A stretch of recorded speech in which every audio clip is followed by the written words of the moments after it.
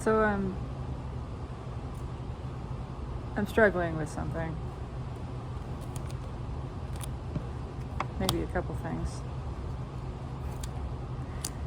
But something that just recently has been rolling around for me.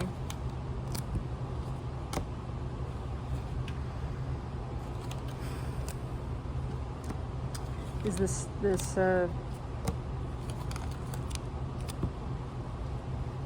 realization, this knowing. I hesitate to call it understanding.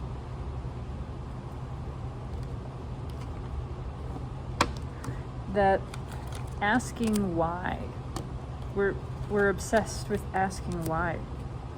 The mind is obsessed with asking why, with knowing why. But when the mind is asking why, all of the knowing that takes place, that occurs as the answering is happening, is really just adding to this story. It's really just talking about the story and not the truth. When the mind asks why, and again, it's obsessed with knowing why. It's obsessed with details, with facts, with receipts, right? With evidence. But I want to understand why. What are the mechanisms behind this? What caused this? Cause and effect.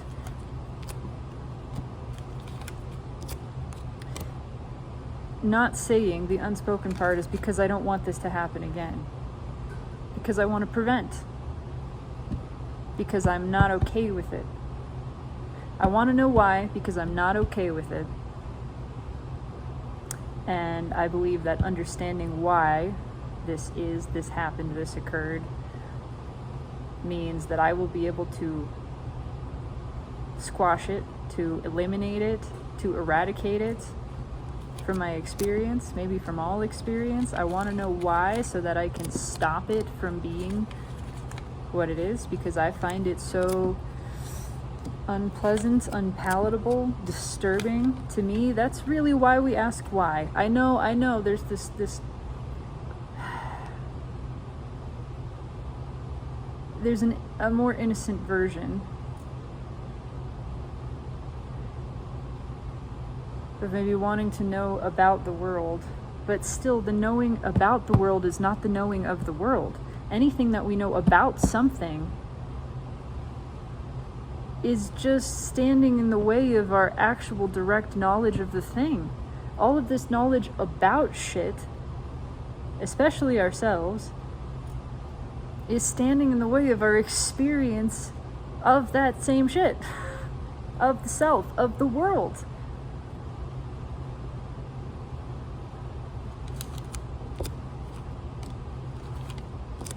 And the more that we create stories, because they're all fucking stories. They're all stories. Reality existed. This world existed. Things happened. And then we started asking why. For a long time, we didn't. For a long time, we simply existed with it. But with the development of language, of spoken language, and I'm not saying this is a bad thing. I think it's all a part of the natural evolution that has taken place of consciousness in the human species.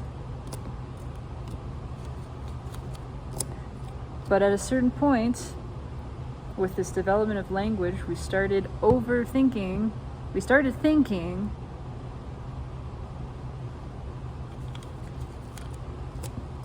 and again, I feel like this has been a rite of passage. I'm not saying anything went wrong here, but we went from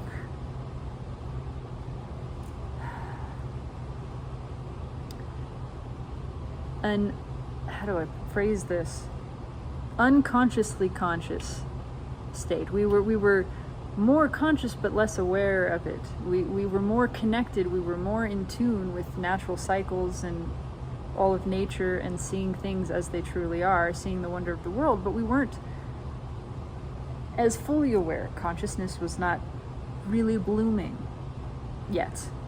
And a part of this evolution to the blooming of consciousness has been a sort of descent. We were innocent children of nature. But we weren't really aware of our status.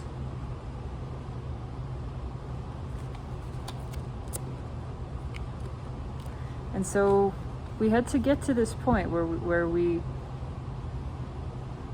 stopped experiencing reality as it truly was in order to develop this craving. We had to spend some time in the dark to crave the light.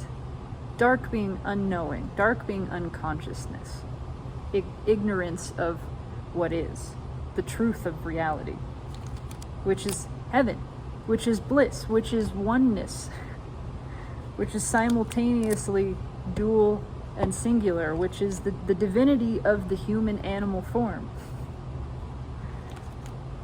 The realization of our dual nature existing as one and whatever, all of this shit. So we had to go to this place where we lost sight, where we fell from Eden because we weren't really aware, and because we weren't really aware, we couldn't really appreciate it. Again, it's all part of the plan. This was all intentional.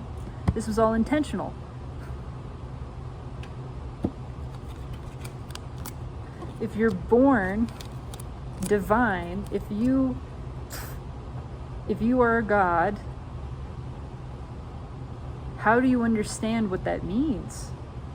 Unless you forget. We had to forget. We chose to forget. It's a very, very important part of this entire process. And nothing has gone wrong. I'm noticing more and more how this obsession with asking why led us into really creating stories.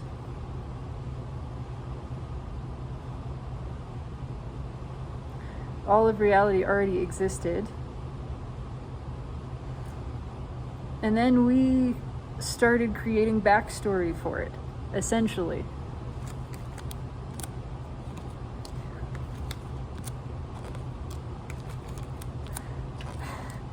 The world was built out around us, and then we started filling in the context of why is this the way that it is?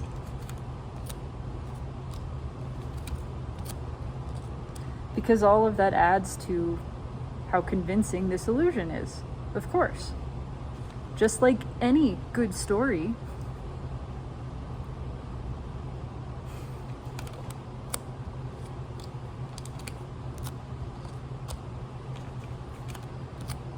And so the same is true with the stories we tell of the world and the stories we tell of the self, the development of the self, the development of the world, why I am the way I am, why things are the way they are. Well, we point further and further back in history and this event and that event and cause and effect and ripples and whatever the fuck.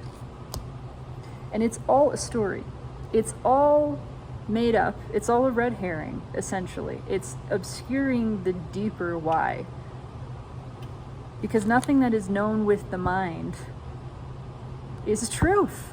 Nothing that is known with the mind is truth. It's a version, it's a truth that is consistent with the story we've been telling, but it's not the deeper truth. And I'm recognizing that all of this asking why and analyzing and figuring out why is a distraction. It's a distraction from the one thing that can actually lead to realization of the deeper why, which is to stop asking. To stop asking. If you're asking with the mind why, the only answer you're going to get is something that's not actually true. It's not the deeper level of truth. Because it's still the mind that's answering. And it will be very convincing. It will have all kinds of reasons. It will pile up the reasons. That's part of how you know it's the mind. But even so, it can get very tricky. It descends into the metaphysical sphere as well. All of this asking why, it's this presents a problem for me, because this is essentially what I do when I read tarot, is asking why. Why does anybody come for a tarot reading? Because they want an answer for something. They want to know about something. That right there. They want to know about something, but anything you know about something is not knowing the thing. So am I just ultimately feeding the illusion? Doing these tarot readings? Because what I do is I pull into the why. Okay, this is here. We ask a question, we get an answer, and then I'm pulling into why. Why is this component here? Why is that component here? Deeper levels of why. Do you want to know? Because I can tell you. Do you want to know what the ultimate, if I pull all the way down, it doesn't matter what reading. If I keep pulling, why? Do you want to know what the base of every single reading is? Because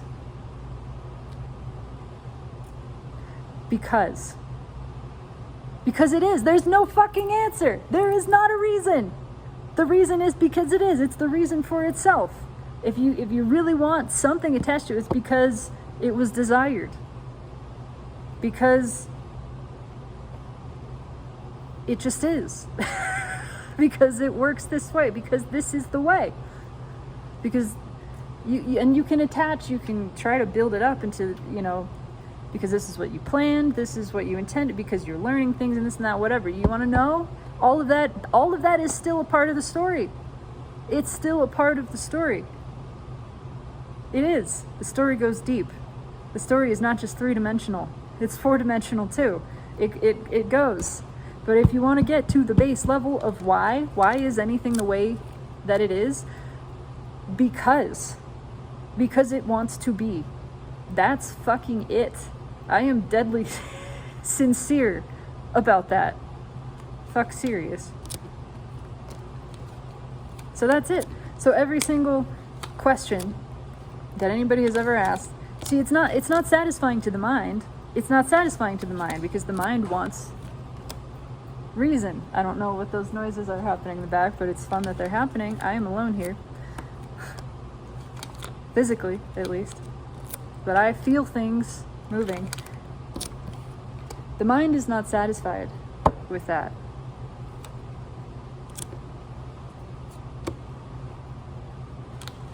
It wants logic. It wants logic. It wants cause and effect. That's not how that's not how this works. Consciousness exists. Energy exists.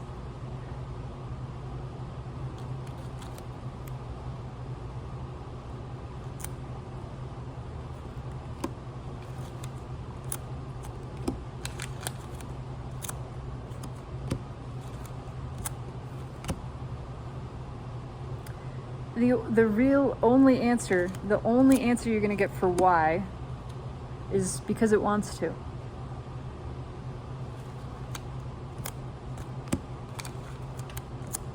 Because it desires to. Because it does.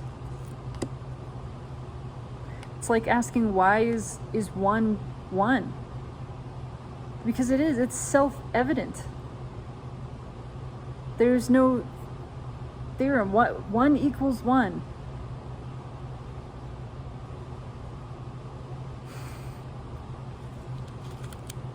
And maybe you can prove, maybe you can write out some detailed sequence of numbers and algorithms and what the fuck ever to prove that 1 equals 1, but you're not going to get to why. Why does 1 equal 1? Because it does. Because that's the way it works. Because it wants to. That's fucking it. That's fucking it. Why is anything the way that it is? Because it wants to be. And because it's right to be. It is right to be the way that it is. It's all right. All of it is right. There is no wrong. There is no such thing as wrong.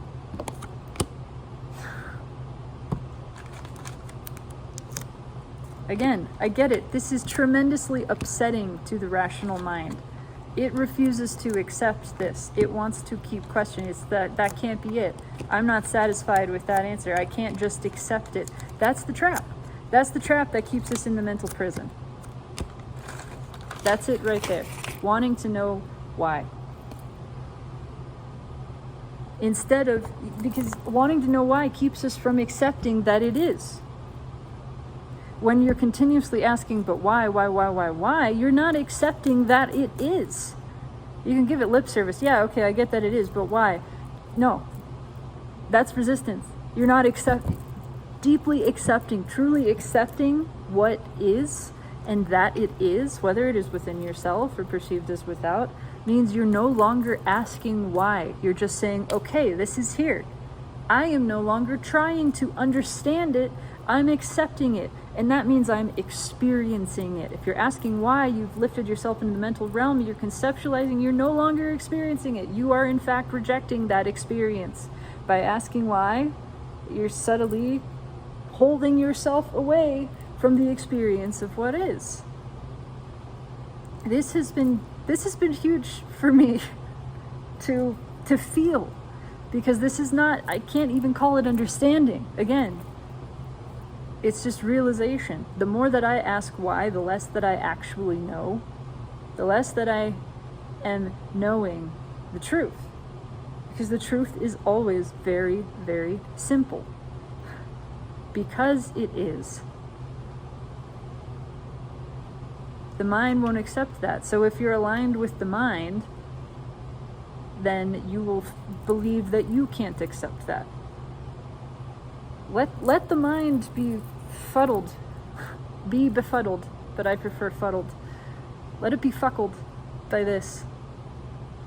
It should be. It should be very fuckled. It's evidence of its dysfunction. That it's never going to be happy, because it's not. It's designed to reject the experience of what is, and it's not capable of really understanding it. You have to leave the mind behind to be in this place. But this is the place where everything actually is. This is the real reality. This is where the truth lives. This is where the peace is. This is where the joy and the power is. The acceptance of being. Simply being. Being as it is because it is. Because it wants to. If you attach anything to it, that's as far as you can go and still be within the realm of real truth, because it desires to be this. And so it is. And it could not be any other way. If it wanted to, it would be.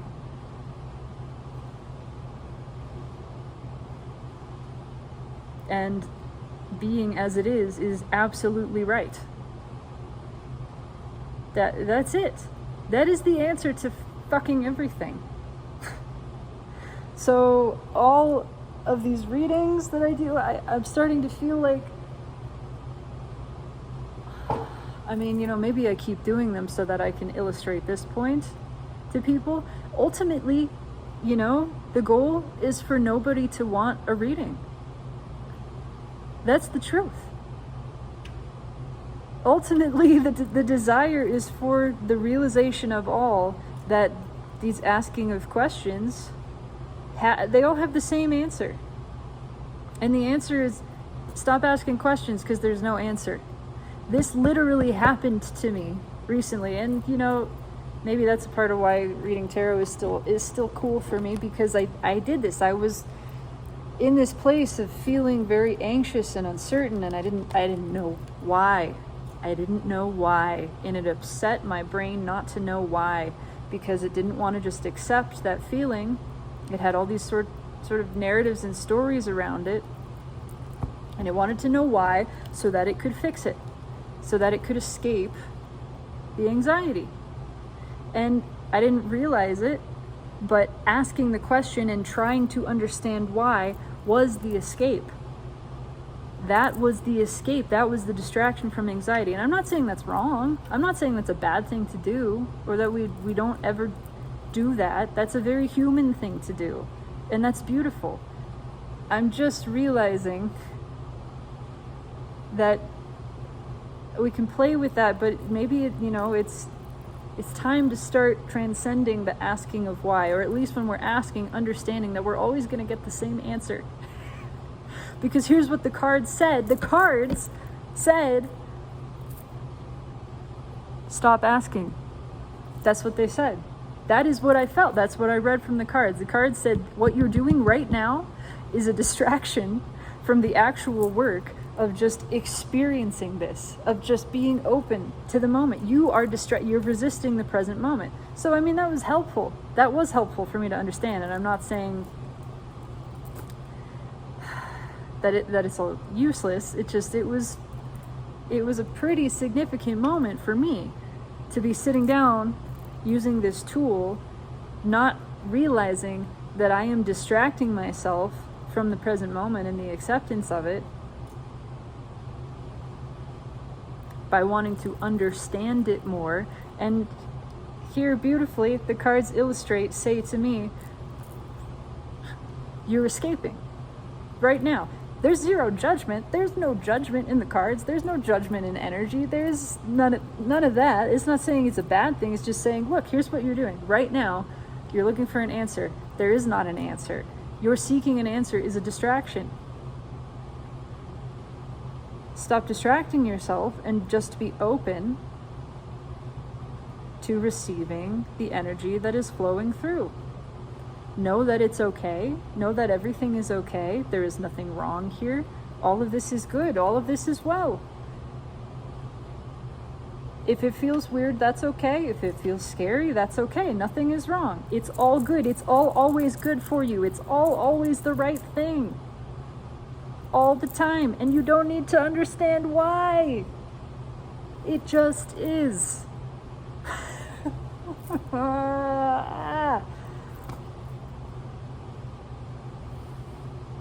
Nothing is broken. Nothing is missing. Nothing is missing from you. Nothing is missing from this moment. You are not missing from anything. Realizing that, returning to that realization again and again. Understanding that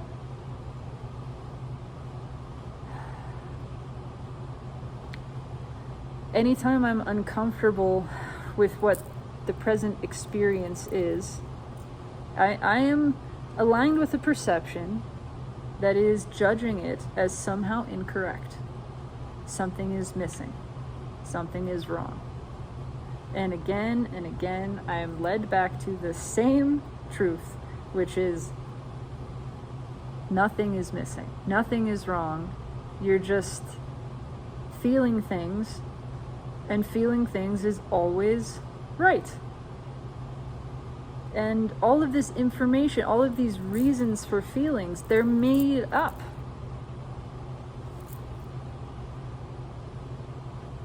They're made up. The feeling exists because that's what it wants to be in the moment.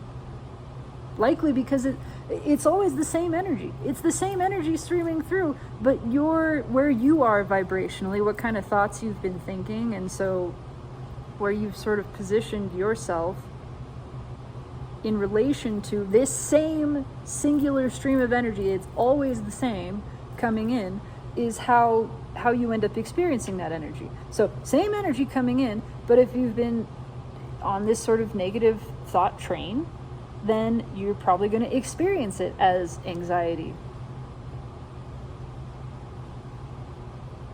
It's not anxious energy. It's your position in relation to this same stream that's always here. I'm going to make it vertical. It's your position that dictates how it feels to you, what your experience of it is. So if you're experiencing anxiety, that's just telling you, I've been tuned to some anxious sorts of thoughts. That's it. Even if you haven't realized it. And that's not a bad thing. That's just a thing. That's just what it is. And then the closer you get to, alignment with what this energy actually is, which is really, it's pretty neutral. It's pretty neutral, but it's generally positive. It's the neutrality that is all accepting. You know what I mean? It's all approving. So it's like a different kind of positive. It's a positive that doesn't have a negative, right? Because it's so neutral, it's transcended the traditional dualistic spectrum of positive and negative, the polarity, and it's this all-encompassing yes. It's just an all-encompassing yes.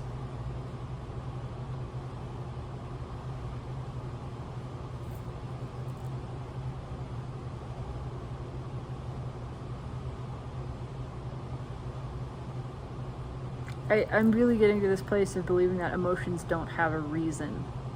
We build a reason. We create a reason. We create the reasons in our minds. But it's all actually made up. It's all just a part of the story. Could we radically accept emotions as just what they are in the moment, as just the experience in the moment? And stop trying to make them mean something, and stop trying to understand them, because I just feel like the more it's been a trap for me. The more that I try to understand something, the less I feel like I'm accepting it, the less I am actually experiencing it. The more I'm just adding to this story about it, which is fine, very interesting, very entertaining, lots of drama, lots of stuff to sink my teeth into there, but it's not really the truth. The truth is so simple that the mind can't accept it.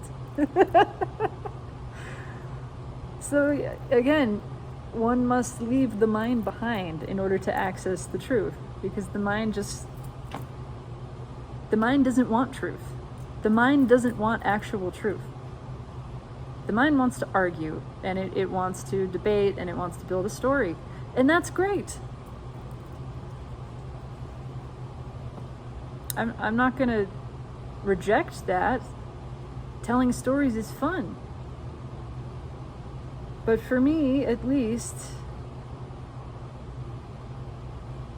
I have a strong desire to know truth, to know the actual truth, which is that everything just is. And it is because it is. Because it's the best, because it wants to be, because this is right, because this is the fulfillment of everything. This is perfect. This is the best of everything. I'm starting to feel too, my understanding of time and timelines has shifted a lot. And I'm not married to any one idea. This is just sort of where I'm moving. I used to have this kind of belief that, well, I exist in other timelines, and every decision point, every choice point, every time that something can branch, then a stream has broken off, right? And there's all of these simultaneous different timelines taking place. But why am I in this one? Why am I experiencing this one? It's just by happenstance. It's just by chance that I am this version of me, that kind of thing. And and certainly I think there is some level of truth to that, because there's been belief around that, because we've told that story. And I think in just very close fourth dimensional reality, that's sort of true, but it's a part of the story. It's an illusion. There's still illusion there. It's not the deep truth. What I'm starting to really feel is that this is it. There is no other. Not really. There is no other timeline. Not really. That's how I feel. This is just a feeling. Again, the mind can't really comprehend this. It's just the feeling as this is, of course, this is the best possible version. Maybe there's some part where, anytime that there's a branch, there's kind of it's so hard to even explain, because this is already sort of a hologram, right? But there's like a hologram of the hologram that plays out. The universe is infinite. If we conceive of it as almost like this unlimited quantum computer, then sort of feasible to imagine that it can produce a simulation of anything, a detailed simulation in an instant, and play out the entirety of that simulation in essentially an instant. It's beyond time, right? So I have this sort of, and again, this is probably getting off track because it's an understanding rather than just an experiencing, but that, so anytime there's a potential branch, all of those possibilities are simulated in a different way. Even if we call this a simulation, this is like a non-lived simulation. This is really just the projected, imagined whatever. And we know instantaneously, the rest of ourself knows, oh, this is the path that I desire most. And then that's what happens. That's it. There's not actually a choice. I mean, the choice, the decision takes place from a higher place, from the higher part of you, which is you, and is operating on your behalf, which is your desire, what it is that you want most, because it's completely pure and clear and absolutely known from the perspective of the rest of you. Again, this is kind of just a theory, and it may be totally, it's just what I'm feeling in this moment. But it's like, yeah, the rest of you, so you have the choice, go right, left, forward, backward, diagonal, whatever, infinite, potentially, possibilities. Those all branch out immediately. The rest of you sees where they all lead. And there's no, there's no judgment. It's just best possible one that is most authentic, that is most congruent, that just works the best. I don't even know how to describe it. It's just like, obviously, this is the obvious one. And then that is chosen by desire, chosen by the realization that this is the obvious path, that this is where we want to go. That is chosen, and then that becomes the reality that we're experiencing. And so the life that you are living is your highest life. You don't have to ask for that. You don't have to access that. You don't have to call that into, that's already happening. And you're just not letting yourself have the fulfillment of realizing that. That's it. That's it. It's already happening. You're just not experiencing it as that because you're not realizing that that's what it is. The life that you are living is your best life. The timeline that you are on is your highest timeline. That's the only one that exists. The only timeline you have access to is your highest timeline, where everything is working out the best for you. And it is all best for you. It's all right. For me, it comes down to the most fulfillment. This is the lifetime of the most fulfillment, the most satisfaction. That's what highest means to me. Not the most recognition, not the most money, although those things aren't. My phone ran out of storage. Anyway, I was just saying, it's not like things of material status can't be a part of the highest timeline and whatever. It's just that's not what makes your best life your best life. It's satisfaction, it's fulfillment, and ultimately it's realizing that that's what this is. It's realizing that this is heaven. It's realizing that heaven is now, and then you're living in heaven. And you're not dictating what that looks like. You're just accepting, you're knowing that this is what it is. This is heaven. And when you are believing that and living in that place, then that's your experience of it. And all hell is believing the opposite direction. Believing that you're separate, believing that you're suffering, believing that things are going wrong, believing that things are wrong, believing that you're wrong. That's hell. It is entirely your perspective. You can be in heaven now by realizing you are in heaven now. There's no other. There is no other place. There's nothing at the end of this road. There's no end of this road. Stop seeking. Stop asking why.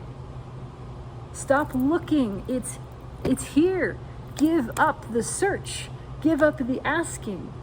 That's the only way we realize anything. I've fallen into this trap over and over again, and I'm sure that I will continue to, but it's every time that I remove myself from it, or remove it from myself by realizing it's not there, I feel this more emphatically.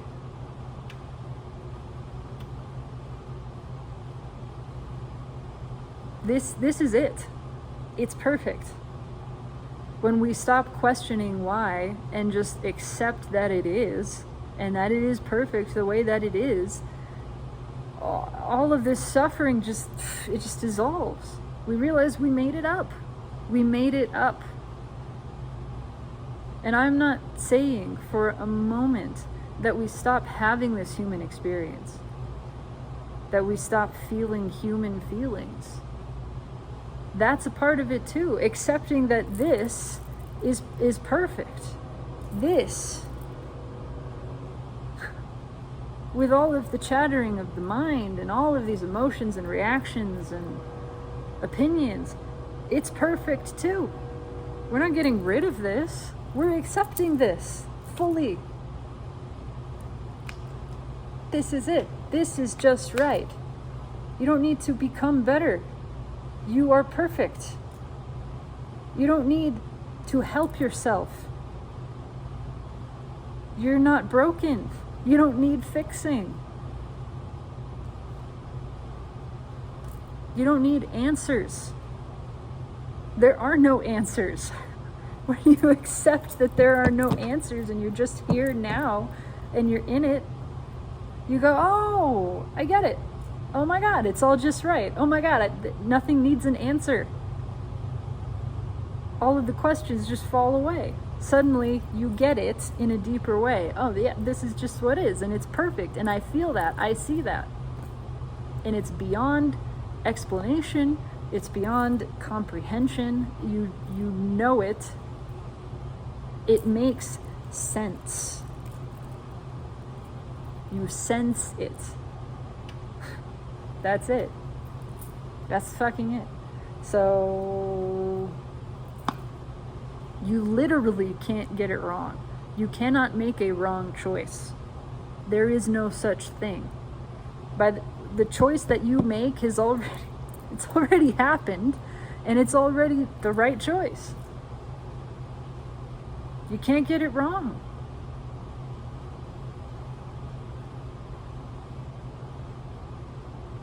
There is nothing to be afraid of. And all of the human experience of fear and doubt, that's okay too. That's not anything to fear. That's not wrong. That's allowed. Heaven is so much bigger and more interesting and more accepting than the mind could ever conceive of it being. Because the mind doesn't know anything about anything. Or rather, it knows all about things that doesn't actually know things. It could tell you all about what it thinks heaven is or supposed to be. Or higher reality, ultimate dream, whatever you want to call it. It's just a word. It's just a word.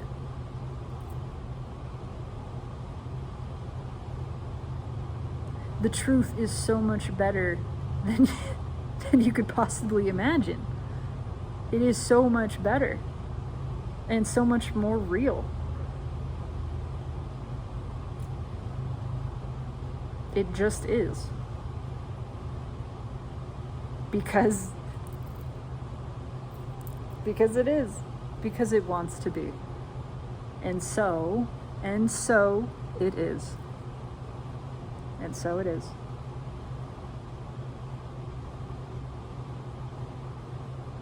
That's it. There has never been a difference between above and below. There has never been a difference between within and without. There has never been separation. It is all always the same.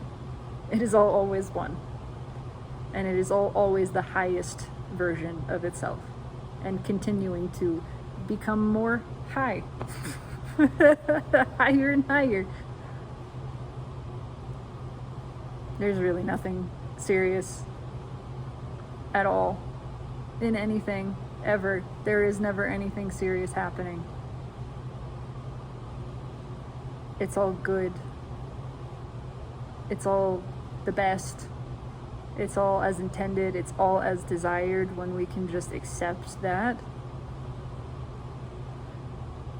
And it doesn't matter how many times we resist it again.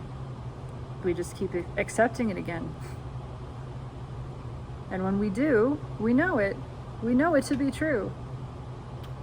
And we feel this deep sense of satisfaction and peace and absolute fulfillment in knowing all is well.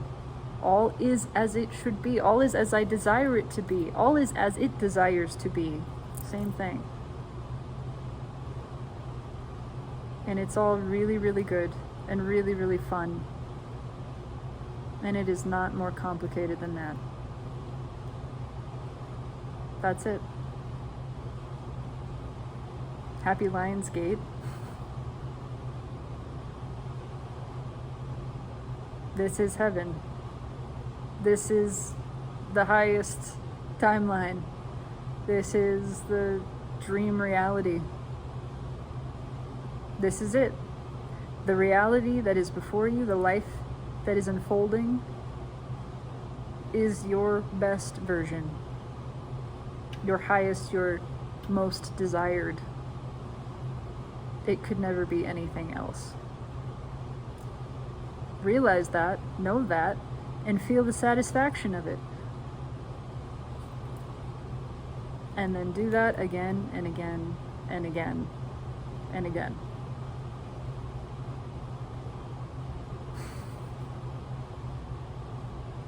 I love you. Take it easy.